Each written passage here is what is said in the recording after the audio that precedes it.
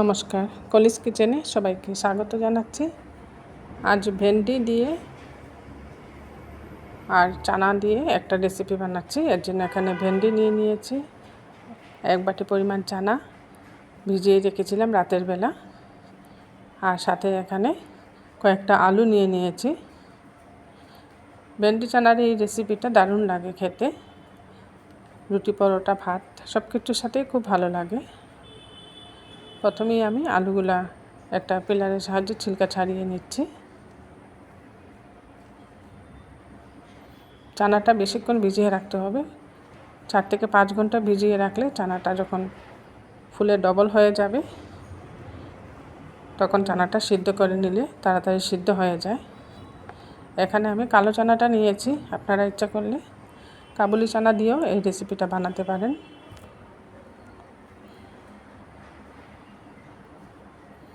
একটা একটা করে সবগুলা আলুর ছিলকা ছাড়িয়ে নিচ্ছি।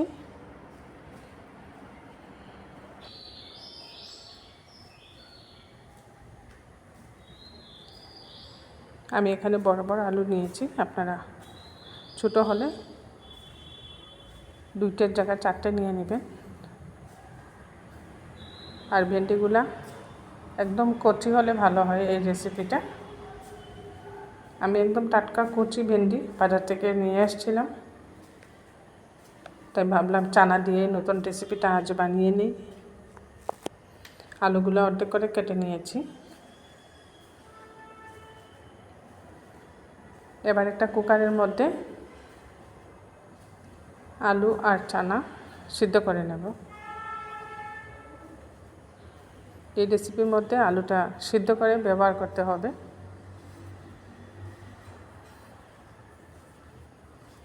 আলু দিয়ে দিয়েছি, এবার চানাটাও দিয়ে দিচ্ছি এর মধ্যে। আলু আর চানা একসাথেই সিদ্ধ করে নেব। পরিমাণ মতো জল দিয়ে দিলাম। যেহেতু চানা দিয়েছি সাথে, চানাটা সিদ্ধ হতে 4-5টা সিটি লাগবে, তাই এখানে আলু আমি বড় করে কেটে দিয়েছি। এতে করে আলুগুলো 4-5টা সিটি দেওয়ার দরুন একদম গলে যাবে না। চানা আলু সিদ্ধর সাথে সামান্য লবণ দিয়েছি। গ্যাসে কুকারটা বসিয়ে দিয়েছি, এইদিকে ভেন্ডিগুলো কেটে নিচ্ছি। ভেন্ডিগুলার 2টা সাইড ফেলে দিয়ে অর্ধেক করে কেটে নিচ্ছি। একটা ভেন্ডি 2 পিস করে কাটছি। এইভাবে ছোটো ভেন্ডি হলে 2 পিস করে কাটবো, আর বড় হলে 3 পিস করে কেটে নেব।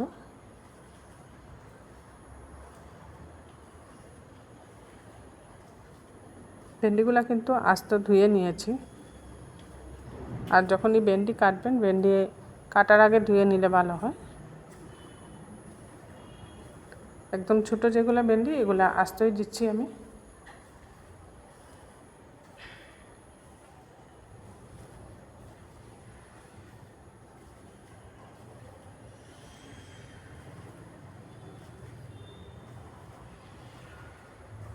সবগুলো ভেন্ডি এইভাবে সামনাটা আর পিছনটা ফেলে দিয়ে 2 পিস করে নিচ্ছি। এটা 3 পিস করে কাটলাম, এটা একটু বড় ভেন্ডি, এর জন্য বড়গুলা 3 পিস করে কেটে নেব। সবগুলা ভেন্ডি এইভাবে কেটে নিয়েছি। এই দেখুন সবগুলা ভেন্ডি এইভাবে বড় বড় করে কেটে নিয়েছি। ওইদিকে আলুও সিদ্ধ হয়ে গেছে, কুকার থেকে আলুটা নামিয়ে নিয়েছি।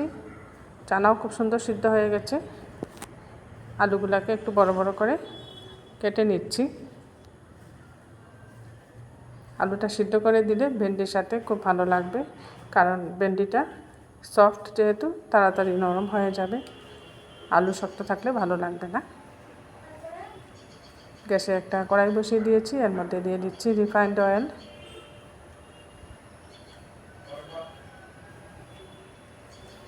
তেলটাকে খুব ভালো করে গরম করে নিচ্ছি।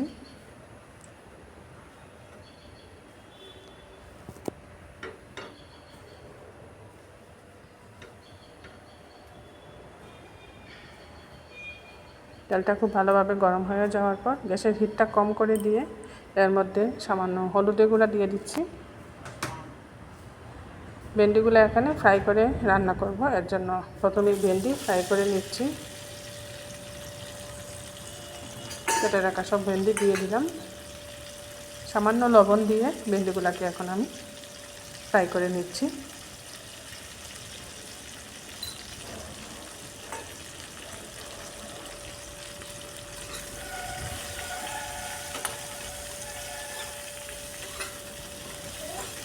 গ্যাসের হিটটা মিডিয়ামে রেখে ভেন্ডিগুলোকে বারবার নাড়িয়ে ফ্রাই করে নিচ্ছি।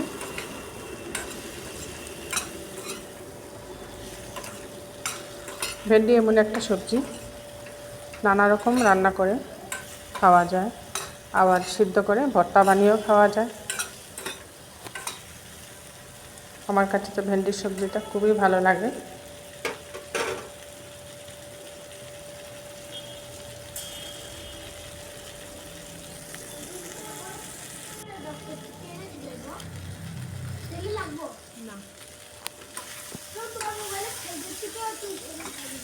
দেখুন ভেন্ডিটা প্রায় ভাজা হয়ে গেছে, এখন নামিয়ে নিচ্ছি।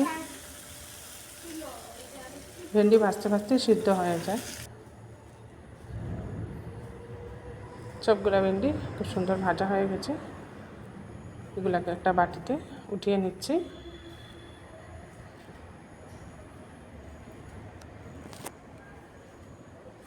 এবার ওই কড়াইয়ের মধ্যে আরও 2 চামচের মতো রিফাইন্ড অয়েল দিয়ে দিচ্ছি।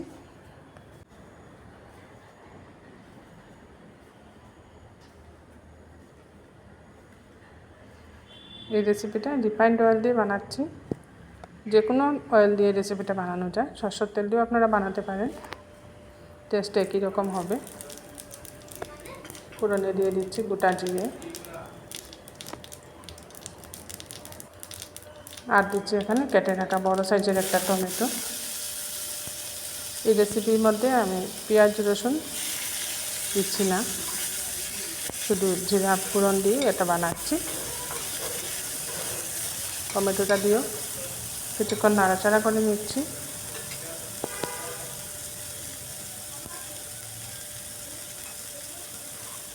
সামান্য জল দিয়ে দিচ্ছি। জল দিচ্ছি এর জন্য এর মধ্যে গুঁড়া মশলাগুলো দিয়ে দেবো। প্রথমে দিচ্ছি হলুদের গুঁড়া,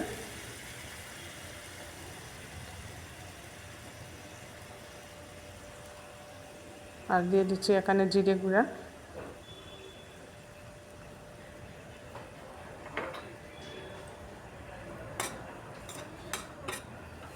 জল দেওয়ার দরুন মশলাটা পুড়বে না, আর টমেটোটাও খুব সুন্দর সফট হয়ে যাবে তাড়াতাড়ি। আর এটা দিচ্ছি তন্দুরি মশলা, চিকেন তন্দুরি মশলাটা সামান্য দিচ্ছি। চিকেন তন্দুরি মশলাটা অবশ্যই দিবেন। এই মশলাটা 2 চামচ দিয়ে দিলাম। চিকেন তন্দুরি মশলা এর জন্য দিয়েছি যেহেতু এটা চানা দিয়ে বানাচ্ছি, আর চানা দিয়ে বানালে চিকেন তন্দুরি মশলাটা দিয়ে বানালে টেস্টটা খুব ভালো আসে। পরিমাণ মতো লাল লঙ্কার গুঁড়া দিয়ে দিচ্ছি।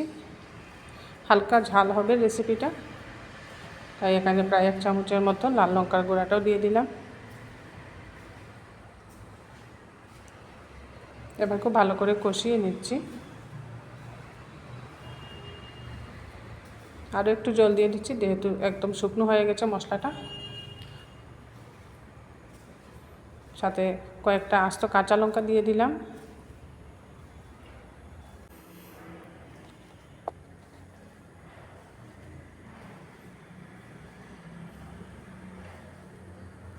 এবার কিছুক্ষণ ঢেকে দিচ্ছি। ঢেকে দিলে টমেটোটা তাড়াতাড়ি সফট হয়ে যাবে। এই দেখুন টমেটোটা সফট হয়ে গেছে খুব সুন্দর। এবার খুব ভালো করে কষিয়ে নেব। মশলা থেকে তেল ছেড়ে আসছে।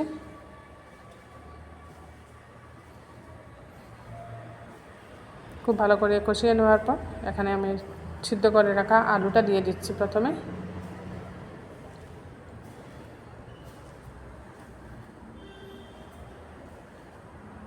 সিদ্ধ করে রাখা চানাটাও দিয়ে দিচ্ছি।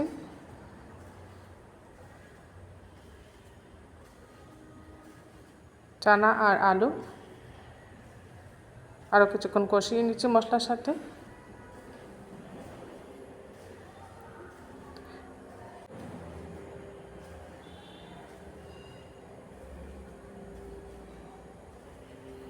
এবার পরিমাণ মতো লবণটা দিয়ে দেব। তন্দুরি মশলাটা দিয়েছি, এর জন্য গন্ধটা খুব সুন্দর বেরিয়েছে। পরিমাণ মতো লবণটা দিয়ে আরও কিছুক্ষণ কষিয়ে নিচ্ছি চানা আর আলু। এবার ভেজে রাখা ভেন্ডি দিয়ে দিচ্ছি। আমার এই রেসিপিটা যারা ফেসবুক থেকে দেখছেন ফেসবুক পেজটা ফলো করে নেবেন, আর যারা ইউটিউব থেকে দেখছেন কলিজ কিচেনটা সাবস্ক্রাইব করে নেবেন। ভেন্ডিটা দিয়েও আরও কিছুক্ষণ সব কিছু খুব সুন্দর মশলার সাথে কষিয়ে নিচ্ছি। সব কিছু যেহেতু সিদ্ধ করাই আছে এখানে, আর বেশিক্ষণ লাগবে না রান্না হতে। আমি আমার মতো করে চানা ভেন্ডির রেসিপিটা বানিয়েছি, আপনারা একবার বানিয়ে দেখবেন, খুব ভালো লাগে খেতে।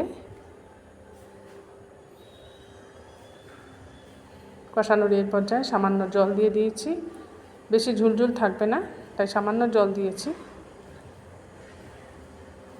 এটা যেহেতু আজ রাতে রুটির সাথে খাওয়া হবে তাই একটু শুকনো শুকনো করেই বানাবো।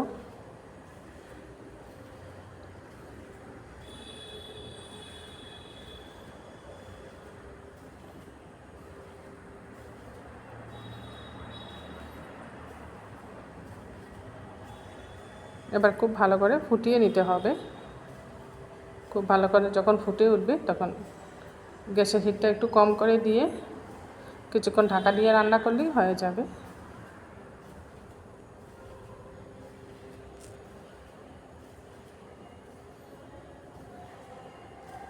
কিছুক্ষণ ঢাকা দিয়ে রাখছি।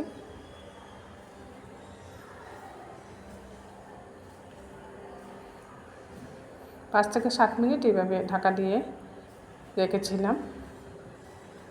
5-7 মিনিট ঢাকা দিয়ে রাখলে ভেন্ডিটা সিদ্ধ হয়ে যাবে। আর চানা আলু তো আগেই সিদ্ধ করে নিয়েছি। দেখুন খুব সুন্দরভাবে তৈরি হয়ে গেছে ভেন্ডি চানার রেসিপি।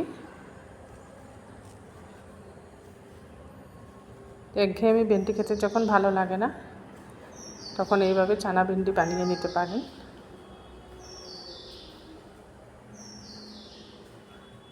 তৈরি হয়ে গেছে, এবার একটা সার্ভিং বলে নামিয়ে নিচ্ছি। আমার এই রেসিপিটা আপনাদের ভালো লাগলে একটা লাইক করে দিবেন, অবশ্যই সবার সাথে শেয়ার করবেন। আর ডিনারে এরকম একটা রেসিপি আর সাথে রুটি বানিয়ে নিলে ডিনারটা খুব সুন্দরভাবে হয়ে যাবে।